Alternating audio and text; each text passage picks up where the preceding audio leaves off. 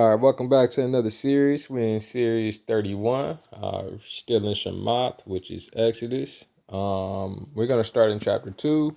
We're going to point out some key points. We're going to get a key points video in the shorts, and we're going to go from there. So, chapter 2, verse 1. And the man of the house of Luai went and married a daughter of Luai. Key point, a man of the house. All right. Married a daughter of Luai, a man of the house of Levi. It doesn't say he was a son of Levi. All right. It doesn't say that, you know, relative or anything like that. It says man of the house. Maybe it was someone that was living within the home. Given the last series where they were at and what's going on, maybe it's just a man within that house. But we see the key here. You want your daughter to marry a man. All right. Marrying a man, that means that he's going to be able to handle his responsibilities. It's not someone that's probing or going around trying to be like their dad, or, you know, living in their dad's footsteps, trying to talk like another man, you know, mimicking another man, copying another man.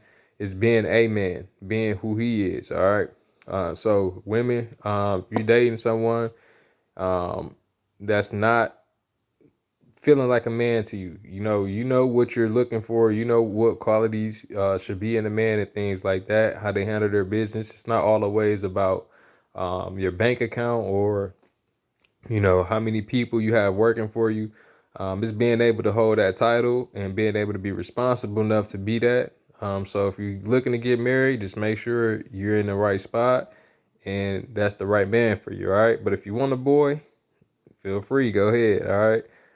Verse 2, and the woman conceived and bore a son, and she saw that he was a lovely child, and she hid him 3 months. All right, this is key as well. They brought it up. All right. So we're going to start here. And the woman conceived and bore a son. All right, so we see right away, a man of the house, a Levi, went and married a daughter of Levi, and the woman conceived and bore a son. All right. First, she was a daughter. Now she became a woman. All right. Why? She married a man. All right. Remember that. And then she conceived, she bore a son. She saw that he was a lovely child. Now, this is key here, a lovely child. So that means that people hold high value on your appearance. All right. So if he wasn't as lovely, well, she had hid him for 3 months. All right. That's something to take into consideration. All right. If you're not going to be that attractive to many, all right, if you're not going to have that many people looking at you or getting that much attention just because of your looks, all right, then doing all this, hiding them for 3 months, going through all this, it may not be worth it for some people. Just like with some relationships, all right, you may not be the most attractive, but you probably have skills and qualities that, you know, would make the perfect husband or wife or things of that nature. But you're not chosen because you're not lovely enough. And then someone who looks better to that person, that individual, may get picked because to them they're lovely. All right, they're willing to go that route and put in that extra work. Remember when we go back to previous series where it talks about Leah and her sister Rahel. All right, Leah had weak eyes. She probably wasn't as attractive. She's not going to get treated the way that she may want to be treated or be loved. She may have all the qualities and doing the right things, but that effort is not going to be there. So that's something you have to expect in life. So look at your relationships now today. Look at your appearance. Look how beautiful you look. Do you have plenty of people messaging your DMs or texting your phone or emailing you constantly telling you how beautiful you look and things like that? Can you get a guy every other day of the week or a different guy every day of the year? Is it that possible for you to get married that easy? Is guys just taking care of you that easy? If it is, then hey, this is something that you could have been in. All right. This is the same situation. But if you're not, just be real with yourself and live. Just focus on God. All right. The right person to come your way in that regard, if you just focus on him. And if it's meant to be, it'd be meant to be. Verse 3, and when she could hide him no longer, she took an ark of wicker for him and coated it with tar and pitch and put the child in it and laid it in the reeds by the edge of the river. That's key here. We're talking about a river. What type of animals or, you know, mammals and things like that, fish, reside in rivers. All right. And then she coated it with tar and pitch. she took an ark of wicker for him. You want to check out what an ark of wicker is. All right, and she coated it with tar and pitch. That's going to help prevent water from leaking in, causing, it to sink and flood and things like that, preventing drowning. So we see that she cared for him. All right, so women, take care of your children, love them. All right. She put the child in it, laid it by the reeds, by the edge of the river. The reeds, what's that's going to do? That's going to prevent it from floating all over the place, going deeper into deeper waters where it's harder to see what's underneath the water. Being by the edge of the river, you can see what's underneath. It's crocodiles or alligators or things like that. You'll be able to see that and spot those out. And it's close to the edge, so somebody walking along the river, they may see it. You never know. So as we keep going, and his sister stood at a distance to know what would be done to him. So, older sisters, all right, if you got younger brothers and things like that, just be a good lookout for them. All right, look, she stood at a distance to know what would be done to him. All right, we know that you love your brothers. We know that you love your male cousins and siblings and things like that. But some situations that you try to get involved in, maybe to help or do something, may not be good. You may not be strong enough to get in that situation, or you may not know entirely what's going on, and you thinking that you're helping, but things that you say may get them in trouble. So be quiet. Look for them for direction. Ask them what you could do to help or assist, or just sit back like the sister and stood at a distance. It's not much they can do. It's not much the mother can do. All she could do was watch. All right. So sometimes that's maybe all that you can do. But like I said, sisters are cool. If you got siblings, got a sister or a female cousin, they're going to be cool with you. May not always be the best relationship, but as we see here, when it's all said and done, if it's a true relationship, a true family connection, they're going to want to be around you and love you and connect with you and see what happens to you. So try to do your best in all situations, knowing that others care for you. And we see here, stood at a distance. So she wanted to know what was going to happen to her brother. And as we read on, verse 5, and the daughter of Pharaoh came down to wash herself at the river, and her young women were walking by the riverside. And when she saw the ark among the reeds, she sent her female servant to get it. All right, we're going to flip this page over. And opened it, and saw the child, and see, the baby wept. So she had compassion on him and said, this is one of the children of the Hebrews. And his sister said to Pharaoh's daughter, shall I go and call a nurse for you from the Hebrew women to nurse the child for you? All right, that's going to be key there. As we start there, we see his sister paid attention throughout the entire time, seeing what's going on, right?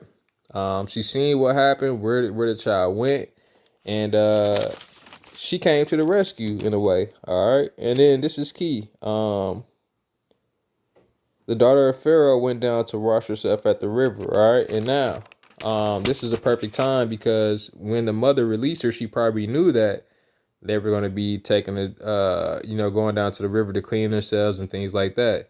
Another key point is that the baby did not cry the entire time until she opened it and saw the child and see the baby wept. So when she opened it up, seeing those tears, what's going to happen there? Did God allow that child to cry once it was opened up?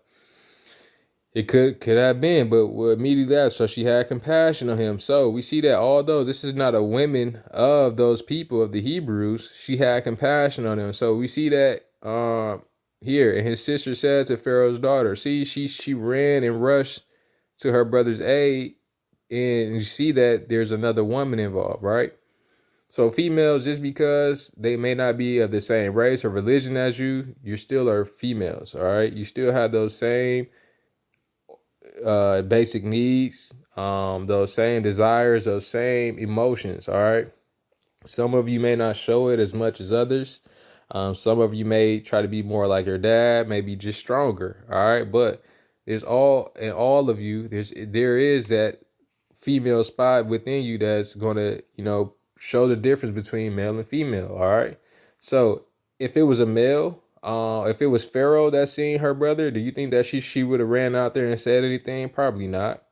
But because it was all women out there, you should be able to have more confidence and faith, especially when you're talking about your faith and talking about God, to go up to these other women and speak to them. Now, it's, it says not to be over man in Bible and scripture. If you go over, it says women do not teach or exercise your authority over males.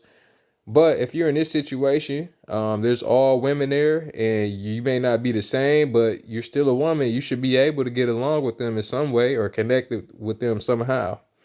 And we see here right away, her sister said to Pharaoh's daughter, "Shall I go and call a nurse for you from the Hebrew women to nurse the child for you?" Now, this is key here. She didn't lie.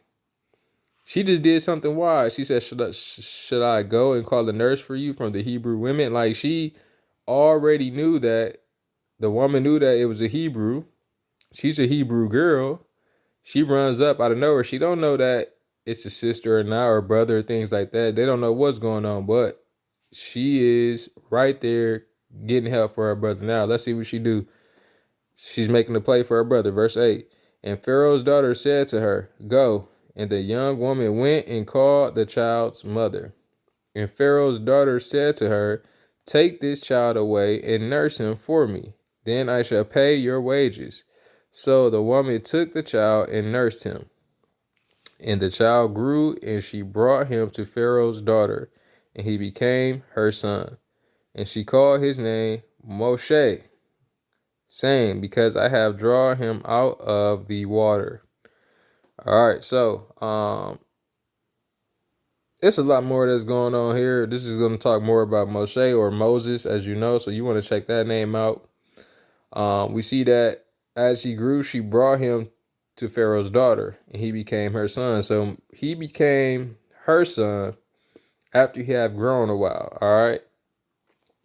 So we see here women with money, especially like if you look at those who I presented, if they're able to have or come from a wealthy background, they're not around their child a lot during those early ages when they're, changing diapers, giving baths, when the child's not able to take care of themselves.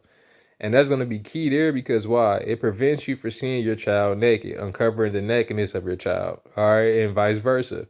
As we go further along, especially in this book, we're going to see that there's going to be commandments and things that they should not do, like uncover the nakedness and seeing the nakedness of your close relatives. So although they're not saying that they're Hebrew or following the same God or religion, they're not looking at each other naked. They have hired servants to do that for them. All right. They see the child once they're fully clothed and ready to go somewhere or do something or ready to be taught and trained. So that's a good way to do it. I'd see that some may have your child wear swimsuits and things like that.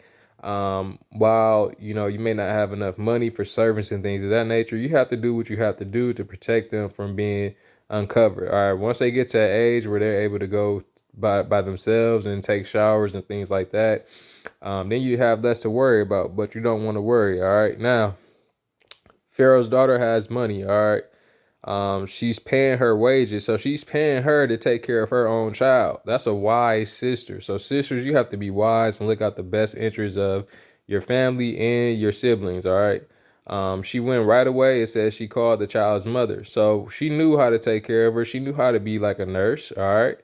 She was hiding for 3 months already. So she pretty sure, and she already has had a child. So I'm pretty sure the midwives taught her how to do those things. So that's a good career to get in.